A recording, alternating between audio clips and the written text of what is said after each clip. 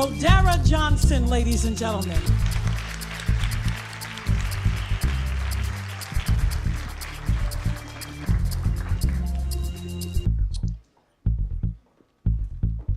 How y'all doing?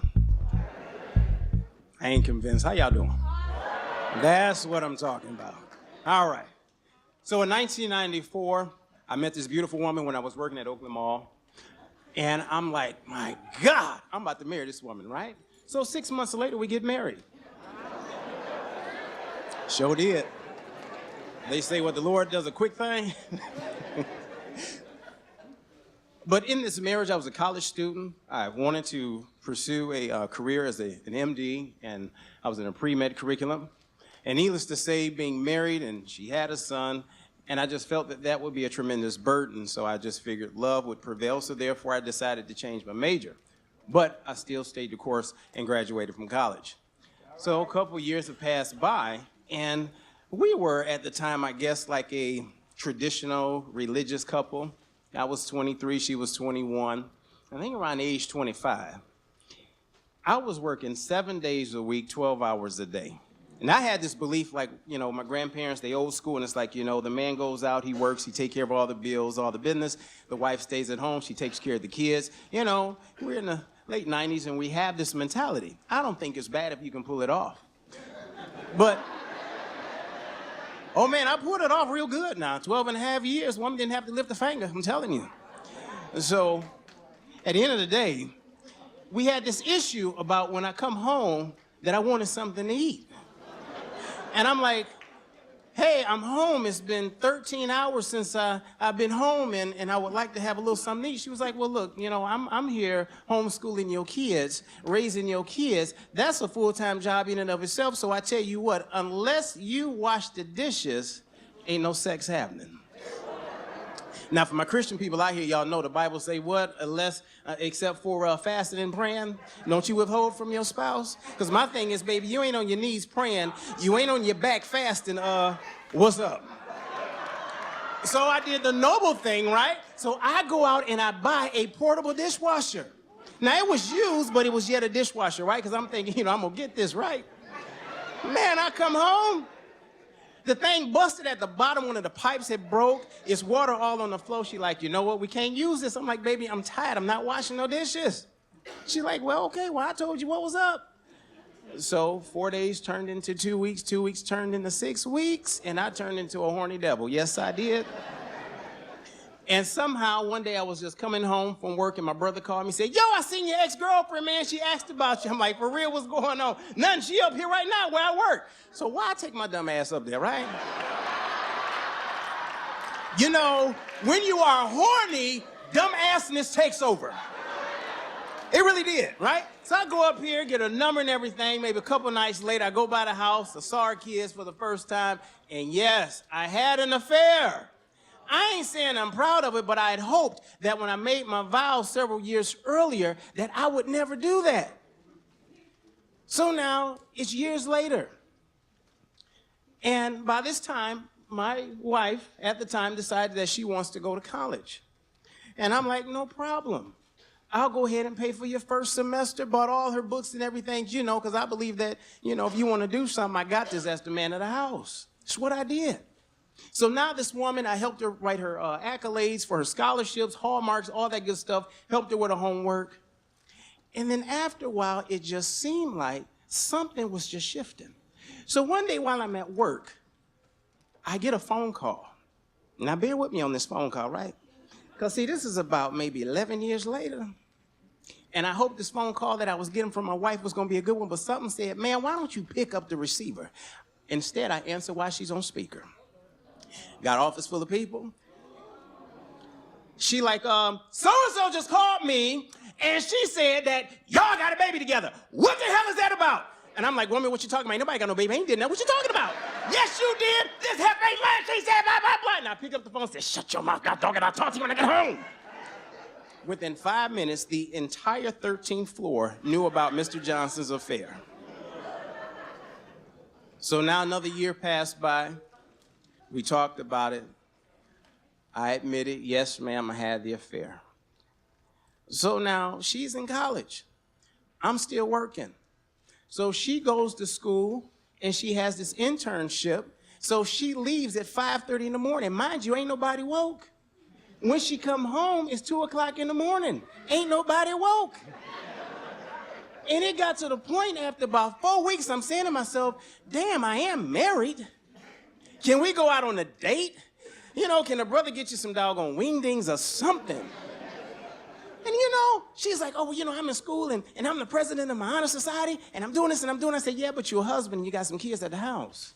Because you have to understand and respect the fact that I made such a sacrifice that I would leave work early because I didn't take a lunch so I can pick the kids up from school, bring them home, change them, let them go play. While they playing, I made dinner. When dinner was done, I brought them in, I fed them. After I fed them, we did homework. After we did homework, we prayed and they went to bed. And I'm trying to wait up for their mama. And I'm like, damn, chick, when you coming home? So one day, it just hit me. And I'm like, you know what? Something ain't right. Now, I don't know about y'all. When you know something ain't right, okay? So now I'm at home and I'm on Google. I'm like, you know, what are the signs of a cheating spouse?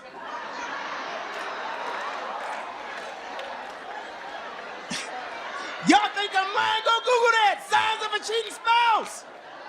You might discover something you already know, right?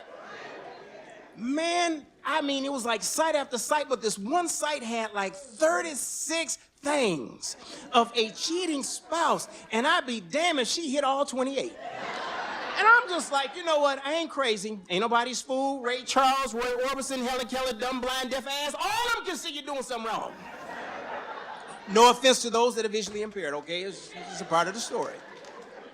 So now, I decided to go through the computer she was using. I go through the browser history, I'm seeing like Yahoo personals and stuff, and I'm like, this chick talking to about 4 or 5 dudes. Now I'm saying to myself, okay, yeah, you heard because I had the affair, and of course we found out there was a child that was born as a result of this affair. I had hoped that wasn't true, but it's all good. You know, you man up to your mistake, say, hey, look, this is what I did. Honey, I'm sorry, you forgive me? Yes, I forgive you. Okay, fine, let's move on. So I thought, right?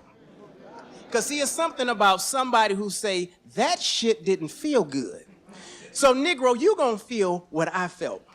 But I'm gonna turn this heat up just a little bit more. So, you know, while I'm going through this browser history and I'm seeing all these dudes, I'm saying to myself, you know what, 4 or 5 guys ain't no big deal, damn it, that's just revenge sex. I ain't hurt by that, you ain't leaving me for them. And then after a while, I started seeing this pattern. I go through the closet while this woman's supposed to be away at school for this training, and I find a damn portable strip pole. Now, my wife at the time know that I'm not into that. Now, ain't nothing wrong with me now. Damn, I'm just saying some stuff I just don't get down with, okay? I never been to a strip bar, believe it or not, I'm damn near 50. But it's all good, right? Because that's my choice. I chose not to marry a woman who lived that lifestyle, but here it is, I married one with a damn pole in the closet. Then, I'm going through the drawer, and I'm, you know, it's real messed up now, right? Because I'm going through the drawer, and I'm like, you know, this ain't right, because surely, you know, if she's stripping, I gotta find the receipts. So I found the receipts. She had bought this thing months before. I'm seeing hotel receipts. And another thing I noticed about this cheating-ass woman, right? Why? Why was she going to CVS? She would purchase $2 in candy and gum, but she getting like $60, $80, $100 cash back, right? Because see, if you rent a damn hotel room and you're married, that's a damn trace if you use your credit card, right? So this heifer was withdrawing cash to pay for the hotel. Not only did I find the receipts, I found underwear. Now, mind you, if I've been working 12 and a half years, I bought everything on her ass, right? And so I thought. Why did I see a pair of brown and blue periwinkle drawers that had lint balls in the ass, which meant that they'd been worn and washed? And I ain't never seen these drawers in my life. And I'm like, you know what? We got a problem. So she come home from this trip. I'm like, baby, we need to talk. Now, out of this list of 36 items, you didn't hit about 28. She said, man, don't you come to me with that Matlock bullshit. Get that out of my face. I'm true till death. I don't do nothing wrong. So, you know, I just played that dumb role like most men do. Okay.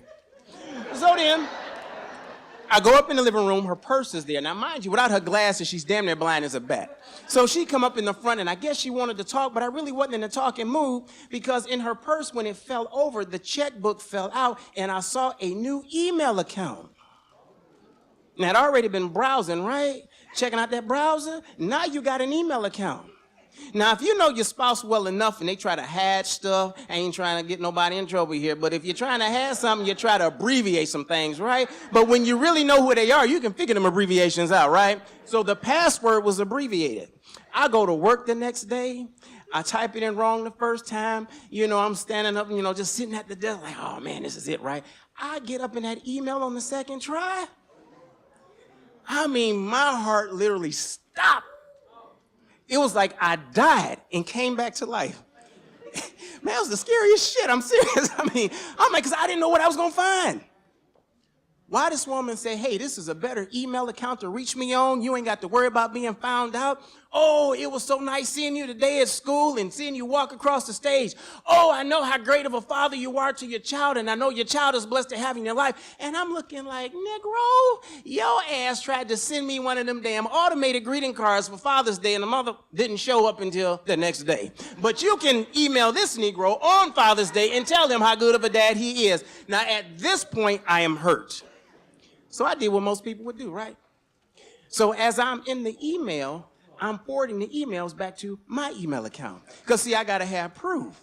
See, one thing about this woman, I ain't speaking for all women, but this woman here had a way of hiding things. You know, it's like a man can do some dirt, and it's like, man, you stupid. That's so damn obvious. A woman do that dirt, it'd be years later like, is that what the hell that was? Yep. So now, I'm nervous, man, and I'm up here just sending this email to my email account. I'm like, yeah, I got it all now, because, man, when we talk, oh, it's going to be some stuff. All of a sudden, I'm so nervous, I'm typing in the email address wrong. So I had to go do some work, so I logged out. 20 minutes later, I tried logging back in. The password was changed. So I pick up my phone. I said, hey, sending a text message on that Trio 700. Hey, baby, check it out. Change the password. Don't you think it's a little too late for that? You've been in my email. The same way old boy was up in your ass. Tell it to the judge. Damn it, I'm gone. Then after that, I decided that, hey, I'm going to call old boy. Oh, man, this is some funny shit, right? Because I pick up the phone, and I call him. He don't even know the number. Stupid. He answers. He's like, hello, who this? I'm like, what up, dog? This is me. What's up? Oh, man, you know me. Yeah, player, what you doing, Holmes? Oh, man, you know how it is, dog. Who this? I said, this is Mr. Johnson. Oh, shit. I said, don't hang up, Negro. We about to talk. Now, I'll be honest with you. Now, this cheating thing is really messed up because it's not him that I'm married to. It's my wife. But the collateral damage is, Negro, you participated. So if her ass get busted, yours do too. So, I mean, I'm on the phone with this dude for 45 minutes, and I said, I tell you what, tonight I'm gonna sit all this shit outside, and then you can come on around the corner since you in close proximity. Yes, I know where you live, I know your phone number, I know what time your classes are. Brother, see, I done did my homework, so by the time I went to her and came to you, I know everything, so if you try to lie, I got you. See, when you know your spouse, you can do that. Bible says, dwell with your wife according to knowledge. I knew everything about my wife. So I thought, right? I hope that I was right. So anyway, she says, well, you know what? I'll be honest with you. I didn't do nothing. Okay, fine, no problem. So we decided to go to counseling. This is a year later. Why are we in counseling? Because when she told me she was giving up this affair, it was a whole year later, and on Valentine's Day, I see that they are blowing kisses to each other. And I'm like, you know what, dog? This ain't no screw thing. This is a straight up affair. This is a relationship. What you did, dog, was something stupid. What she doing right here is well planned. Oh, man, that hurt. You talking about a gut punch, man. Here, let me tell you. I said, listen, I can't do this no more. I said, you want to do this counseling thing? You choose the counselor, the therapist of your choice. So she chose our pastor. And he's sitting up here like, you know, I don't believe what I'm hearing. I mean, I thought old boy was about to cuss for a minute.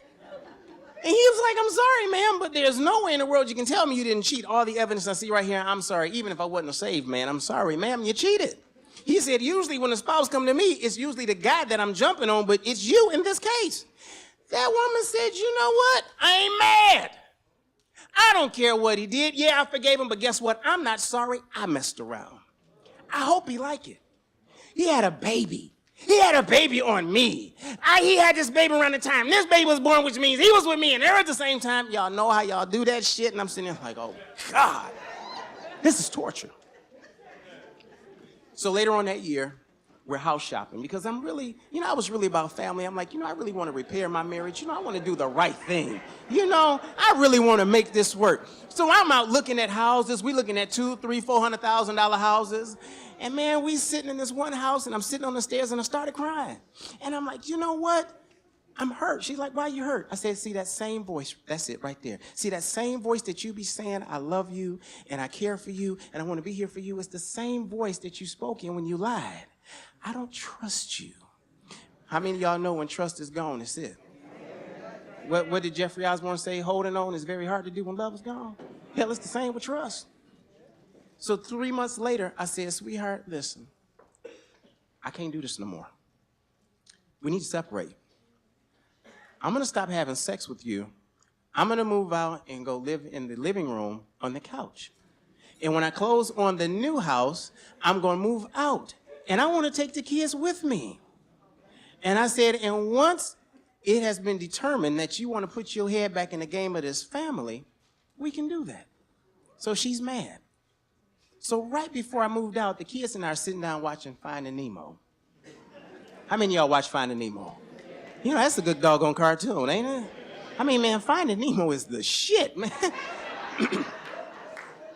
I am watching Finding Nemo with my children, and I'm just fascinated by these characters and how they move in the water and how they talk. And I mean, the whole storyline is just the stuff. So my kids and everything, when it's all said and done, they say, Daddy, that was a good movie. He really loved his kid. I said, y'all want to know what love is? I said, love is if something never happened to us and we ever got separated, Daddy is going to comb the edge of this earth until I find you. I meant that too, right? Because I had hoped that would never be the case. So now we're talking 3 months later. I'm in my new house. She's at home. She's texting me every day. Come home. Let's be a family. I'm thinking about this. No, Negro, because you wasn't sorry. You wasn't sorry you cheated. No, I'm about to experience me for just a minute. Found me a nice little young chicken head. Man, I was having me some fun. I would text this woman every day because I realized she wasn't texting me back in the manner in which I thought she should have for somebody who kept talking about, I love you, come home, let's be a family. So I would text her at 4 o'clock in the morning, hey, Miss Johnson, how you doing? Oh, my lovely husband, my king, so handsome. How are you? Are you coming home? I said, listen, hey, what time is the kids going to be ready? Because, 8 o'clock in the morning, I like to take them to the park. At 9 o'clock, I like to do breakfast. Well, maybe about 3 o'clock in the afternoon, you pick them back up. This heifer didn't respond till 7:30 that night and said, oh, I'll drop the kids off at 8:30, but I'll be back at 9:30 to pick them up. I'm like, what the hell kind of arrangements is that? This went on for 3 months. So I took a trip in July 2009. It was the end of July. I went to Virginia Beach. Me and Chickenhead went to Virginia Beach. And I mean, what is messed up? Because you would think that, you're in a position where ain't nobody around and you can just do what you want to do. And it was like the worst damn vacation it was. We didn't even do nothing. For whatever reason, I decided that, what? Family is more important than pleasure. Let me call my kids. So now I'm calling all of my children's phones, but no one's answering. I'm calling her phone, nobody's answering. So I called her aunt's phone, and after the 6th or 7th time, she finally answered. I said, yo, auntie, where my kids? Oh, they with their mama. Okay, where they mama? Oh, they right here. Put them on the phone. So I talked to all my kids, and the last child I spoke to was my oldest son. I said, son, check it out. This is what I'm going to do. Now, you can't tell nobody. Daddy is starting a new job on Monday, August 3rd, 2009. When I come home from work, I'm coming to your aunt's house. I'm going to take you guys to dinner, and I'm going to make you the head of the table, and you're going to make the announcement that we're going to live together as one family under one roof in the new house. I am just so excited. He's all excited, and I'm looking at Chickenhead like, yeah, I got some bad news for you, bro, when we get back home, right? Just being honest now. So I get back home. Had this new job. I get to her aunt's house, and I see my truck filled to capacity with suitcases and bags and all kind of stuff. And I'm like, okay, well, maybe my son spilled the beans and they done loaded the truck up like the Beverly Hillbillies and everybody ready to go to the house and unpack. So then I see her aunt her aunt runs back in the house. Then her crackhead ass uncle come out talking about some, I don't know why you here. You ain't gonna see them kids unless I say you can see them. Now right there, you don't do that.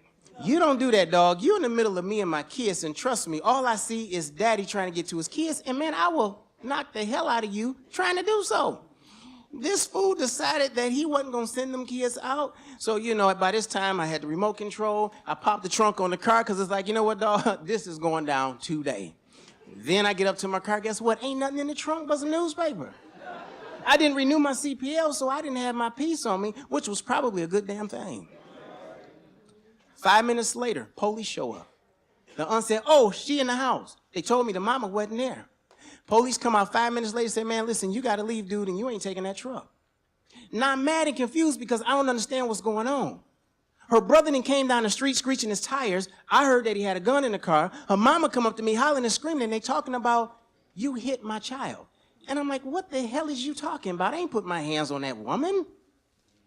The very next day, I get a phone call from the Oakland County Sheriff saying, Mr. Johnson, I have a personal protection order to serve you. And I'm like, dog, who from who? Well, I can't discuss that, but I said, you sound as stupid as my soon-to-be ex-wife. Now, damn it, look, either you're going to tell me who that's from, I'm going to hang up on you. So he started getting into this stuff about, well, you know, and I hung up on him. I go down to Third Circuit Court. Yes, this woman has filed a PPO. And on that PPO, it was granted ex parte. And she used them 5 words that racist-ass cops use today to kill unarmed black men. Y'all count them with me. I fear for my life. That heifer put that on that PPO and took off with my children. Now we're talking 3 weeks later. At this point, I'm thinking, you know what, enough is enough. Maybe you're gonna surface. This woman ain't called, she ain't emailed, she ain't responded. Now I'm starting to panic, because this is the first time I've been without my kids. So now another week has gone by, this is like the middle of September. And I'm over here on the Milwaukee Bridge off the Lodge Freeway. And I ain't about to jump, y'all, okay? Y'all thought Negro was about to jump. Damn it, I ain't about to jump. I was riding my motorcycle. It was the end of the year. And I'm like, you know, I just looked up in the sky and I'm like, you know what, Lord, check it out. You can have this so-called Christian life, all this, man. You done took my kids. I don't understand what all this is about. You know, I'm not no dumb, drug dealing, sitting at home playing Xbox, slack-ass nigga. No! I am the rarity, that dad who loved his kids and took care of them. And how dare you let this happen to me? So I tell you what, you have it, I'm out. So I get on the freeway. Now I had a Hayabusa, Suzuki Hayabusa. This was the first year the 1400cc series came out. This is a very fast bike. And then I happened to see this little old 600 blow past me, and I'm like, oh, hell no. I done spent 16 grand on this bike. Man, you was not about to whip my ass on this freeway. So now I'm on I-96 westbound. I blew past this guy at about 120 miles an hour. I hit the northbound Southfield Freeway. As I get on that ramp to hit Southfield, because I'm headed home, this is the last ride of the year, all of a sudden I look in the sky over my left shoulder, and it looks like the sky is gray, but there's a pink hole. And I mean, man, this shit look creepy. And I'm looking at this like, man, what's going on? And I felt something warm and dark come over me. I'm like, okay, you know, I'm just gonna go ahead and hurry up on home because I don't know what this is, right? So now I'm doing 120, 130, 140, 160, 180, 190, 195, 199, 200, 201. I am moving at the speed of thought. Why a half mile in front of me, I see this damn car decide he wants to pull in front of me. And I'm like, this must be a dream because I cannot believe this fool just pulled in front of me. I need to find a place to lay this bike down because if I hit him, I'm dead. I tried to come up at the 8 Mile exit, so I don't know if y'all remember, but in September 2009, there was some construction going on at Southfield and 8 Mile, so traffic was always back down to the freeway. I'm like, oh shit, I gotta find the curb. Try to get up on the curb, couldn't hit the curb. Now, all of this, I'm thinking while I'm steadily approaching this car, and this fool is still pulling over. So I managed to hit on this window like, man, pull your ass over, and he hit me. And I fell out, blacked out. And all of a sudden, I hear this voice, just like I'm talking to you, right? And I don't think I'm crazy now, because this is some real stuff. Mind you, I just saw this shit in the sky, right? Pink with this dark heat, yeah, right? So I hear this voice, and I know this voice is very familiar. It is the voice of God. Man, I'm scared now. And the voice said, slide, don't roll. All of a sudden, I woke up, I arched my body, and there was this loud boom! And all of a sudden, man, I got hit by an SUV. But not only did I get hit by an SUV, my helmet became stuck on the gas tank. Now this truck is dragging me down the freeway and my back is getting ready to snap because I'm about 180 degrees bent backwards. So the truck hit a pothole, I got dislodged from the truck, and now I'm sliding at 85 miles an hour for a quarter mile. Blacked out again. I woke up 15 minutes later. Southfield Freeway is backed up, northbound, southbound. Look, I'm on the northbound side. The damn southbound side, from what I understand, was backed up past 696.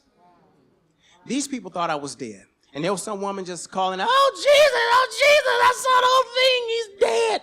And I'm like, no, hell no, I'm alive. So, you know, when they put me on the gurney, I just kind of held my hand up in the sky, and everybody erupted into praise and clapping. Oh, my God, he's alive. It's a miracle.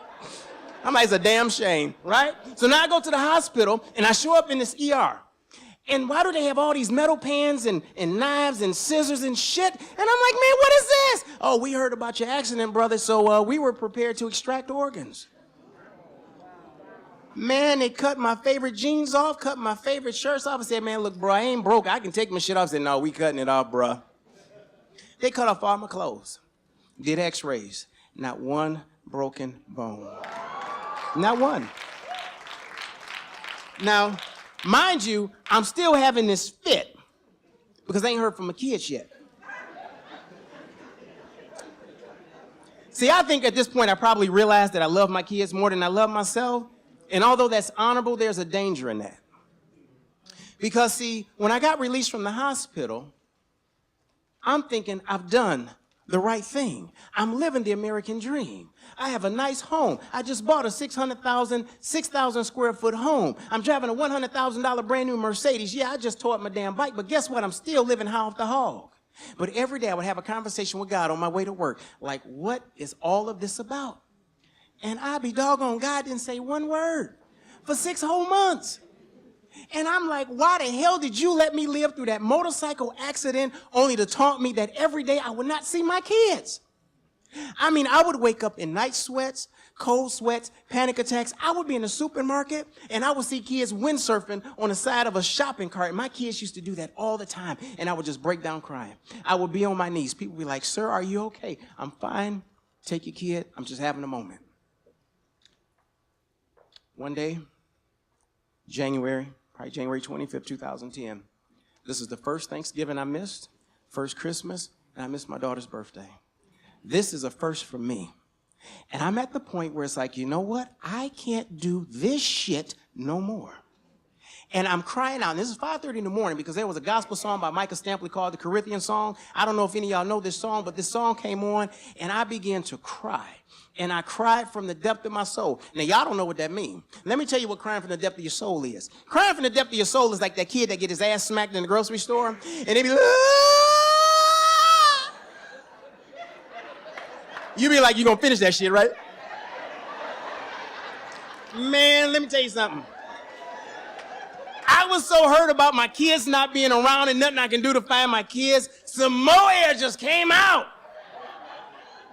It was so horrible. My dog got up and said, I'm out this mug, dog. I can't deal with this. So finally, I say, Lord, I don't know what this means.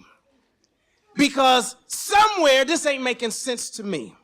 But I'm going to trust that somewhere this is going to work for my good. I don't see a bit of doggone good in this, but I'm going to trust that at some point it's going to work.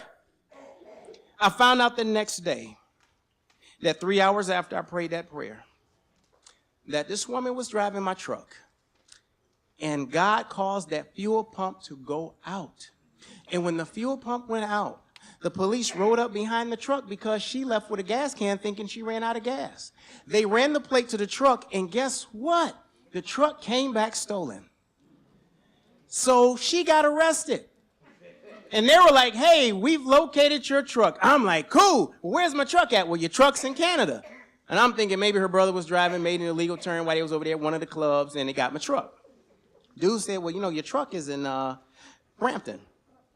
I'm like, what's Brampton? Oh, that's north of Toronto. Now, you know, I ain't good at geography, so I'm thinking Toronto is actually Windsor. So I'm thinking, shit, I can swim across the damn water, go get my babies, right? And shit, I'm going to charter the Coast Guard. We're going to go get them kids, right? Why when I asked for the address and I went and did a map quest, because this was before Google Maps, I did a map quest, man, that shit was 5.5 hours away.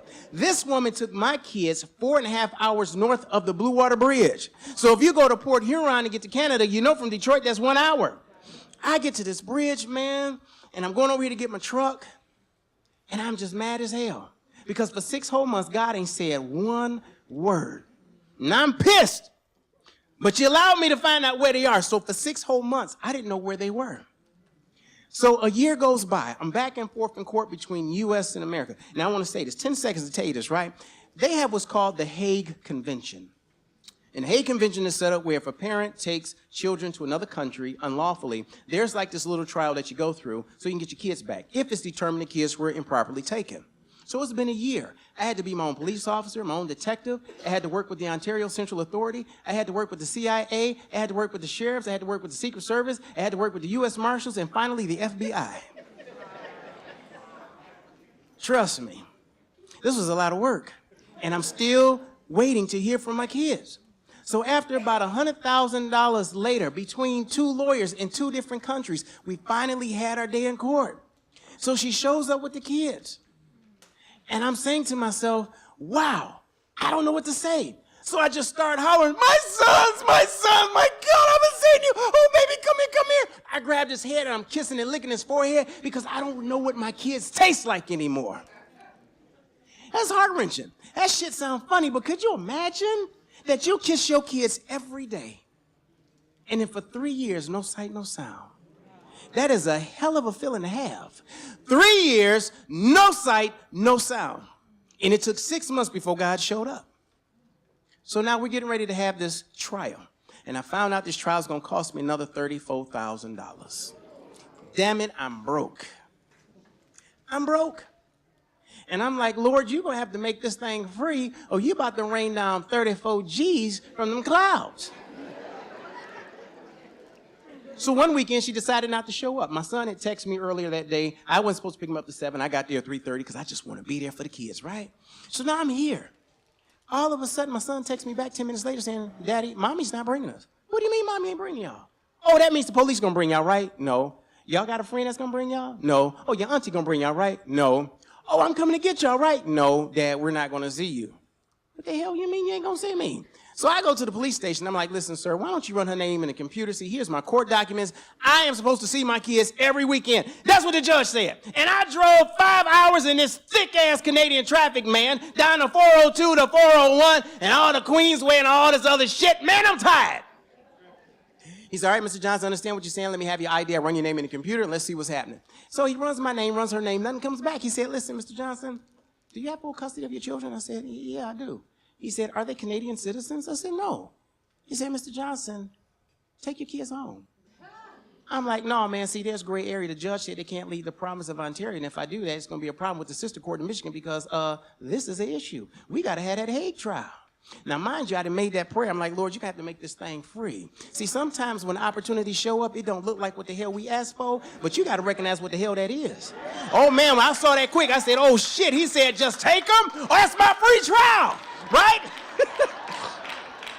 So now, I show up the following week, and I had, over the course of years, I had been hoping that one day my kids would come home. So every day I would set the table, different placemats, everything for all the different holidays, all the trimmings of festivities, every day, hoping that my kids would just walk through the door one day. I have spent thousands of dollars on food, and that shit spoiled, freezer burned. I had to throw it out.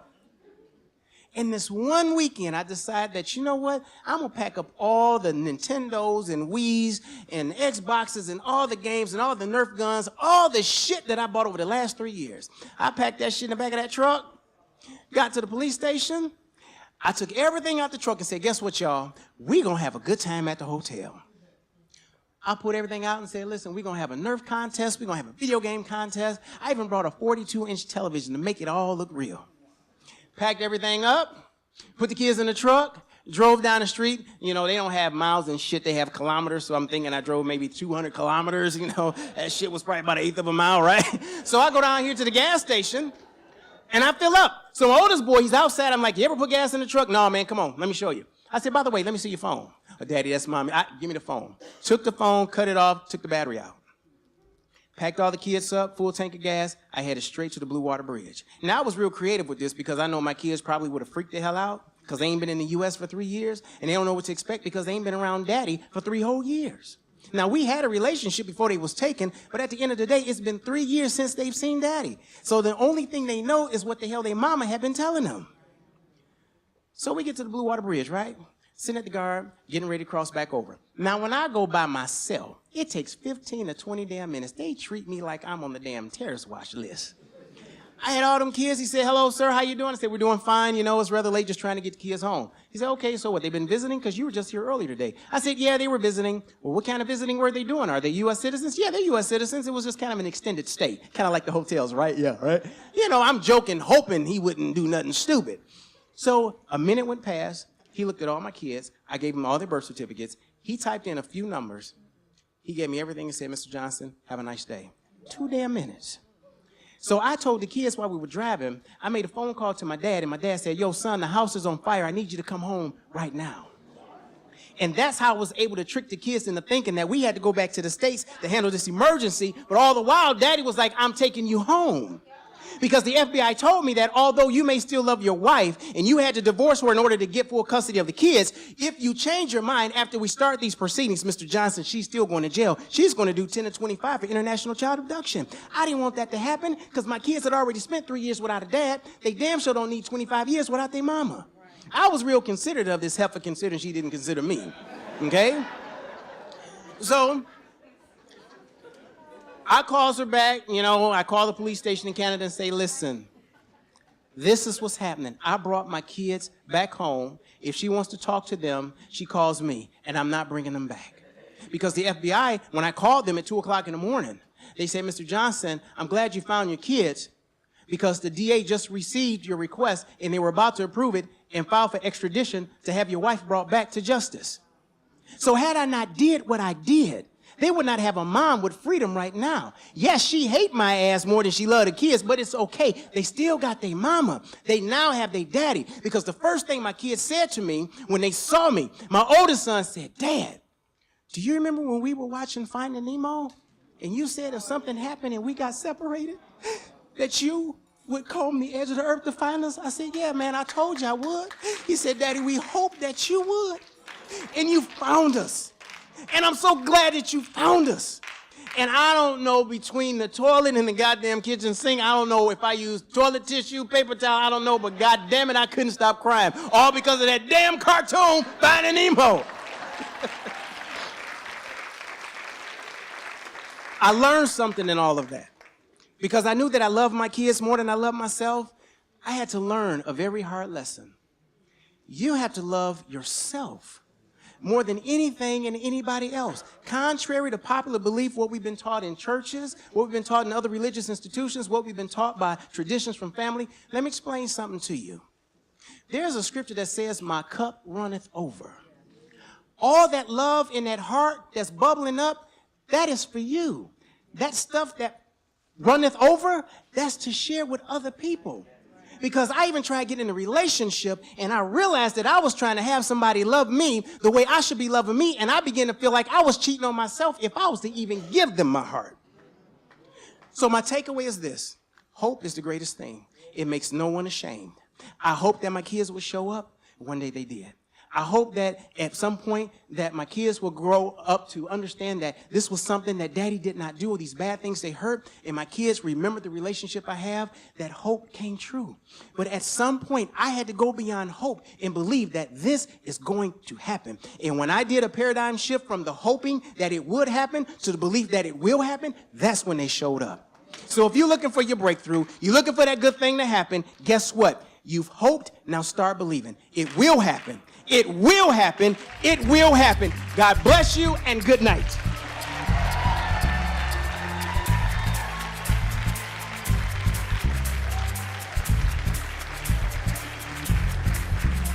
Modeira Johnson, everybody.